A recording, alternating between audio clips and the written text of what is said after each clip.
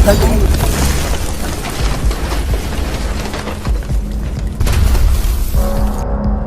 Israel और फलस्तीनी के बीच खूनी संघर्ष के बीच गाजा में मौत का आंकड़ा 65 तक पहुंच गया है और इजरायल में ये 7 है। अल जजीरा ने बताया कि गाजा पट्टी पर भारी बमबारी जारी रही, जिसमें हमारे वरिष्ठ सदस्यों के साथ इजरायल के हवाई हमले में हमास गाजा के सिटी कमांडर बसीम इस्सा की मौत हो गई है। गाजा के स्वास्थ्य मंत्रालय के अनुसार गाजा में 16 बच्चों और 5 महिलाओं सहित मरने वालों की संख्या बढ़कर 65 तक पहुंच गई है। 86 बच्चों और 39 महिलाओं सहित कम से कम 365 लोग घायल हुए हैं। माना जा रहा है कि हालात और खराब हो सकते हैं। इजरायल के रक्षा मंत्री बेनी गैंट्स ने बुधवार शाम को कहा, हमारी सेना के गाजा पट्टी और फलस्तीन में हमले बंद नहीं होंगे। हम अब तब तक रुकने को तैयार नहीं हैं जब तक दुश्मन को पूरी तरह शांत नहीं कर देते।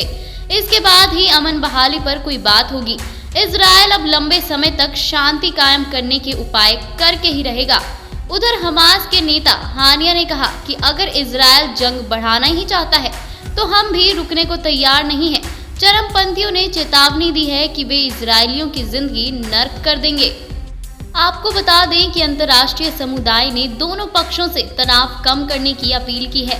उन्होंने इस बात पर चिंता जताई है कि कहीं स्थिति नियंत्रण से बाहर न हो जाए। संयुक्त राष्ट्र के मध्य पूर्व शांति राजदूत टॉर वेनेसलैंड ने कहा कि दोनों पक्ष इसे व्यापक युद्ध की ओर ले जा रहे हैं।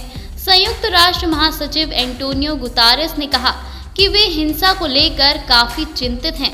वहीं अमेरिकी विदेश मंत्रालय के प्रवक्ता नेड प्राइस ने कहा कि इजरायल को अपनी रक्षा करने का अधिकार है। जर्मनी ने भी कहा कि इजरायल को अपनी रक्षा करने का अधिकार है। जर्मन चांसलर एंजेला मार्केल के प्रवक्ता स्टीफन सिबेरेट ने कहा कि गाजा के इजरायल पर हो रहे हमले की हम कड़ी निंदा करते हैं। इसे कहीं से भी उचित नहीं ठहराया जा सकता। तुर्की के राष्ट्रपति रेसेप तैयब एर्दोगन ने रूस के राष्ट्रपति व्लादिमीर पुतिन से कहा कि फलस्तीनियों के प्रति इजरायल के रवैये के खिलाफ अंतर्राष्ट्रीय समुदाय को उसे कड़ा और कुछ अलग सबक सिखाना चाहिए। एर्दोगन के बयान से इस विवाद के बड़ा रूप लेने की अटकलें तेज हो गई है। वहीं रूसी राष्ट्रपति व्लादिमीर पुतिन ने इजरायल और फलस्तीन से तुरंत हमले रोकने की अपील की है। उन्होंने कहा है कि दोनों देशों को शांति से बैठकर उभरते मुद्दों का हल करना चाहिए। अब देखना ये होगा कि आगे और क्या कुछ होता है। तो आप भी इस वीडियो को शेयर कीजिए और सब्सक्राइब कीजिए आपके अपने YouTube चैनल प्रो नेशन को।